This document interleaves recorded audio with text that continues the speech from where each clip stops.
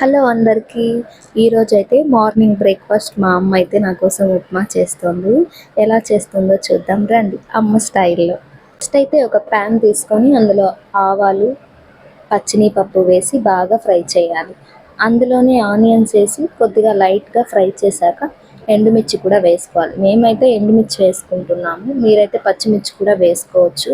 మాకు ఎండుమిర్చి ఇష్టం అని చెప్పి అమ్మ అదే వేస్తుంది అనమాట. తర్వాత అవి వేగాక కొద్దిగా కరివేపాకు వేసి 2 మినిట్స్ అయితే ఫ్రై చేసుకోవాలి. ఫ్రై అయ్యాక అందులోనే రవ్వ కూడా వేసుకొని ఒక 3 మినిట్స్ పాటు ఫ్రై చేసుకోవాలి.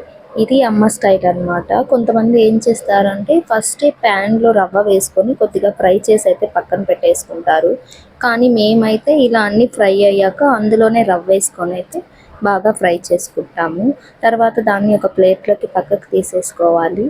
తర్వాత మనం అదే ప్యాన్లో కొద్దిగా వాటర్ తీసుకొని అందులోనే ఉప్పు వేసి వాటర్ని అయితే బాగా బాయిల్ చేసుకోవాలన్నమాట.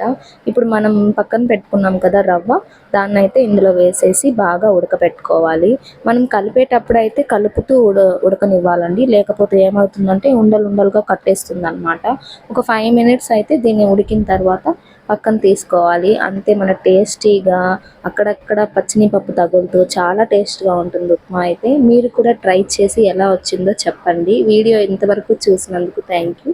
అలాగే వీడియోని లైక్ చేసి సబ్స్క్రైబ్ చేసుకోండి. Thanks for watching.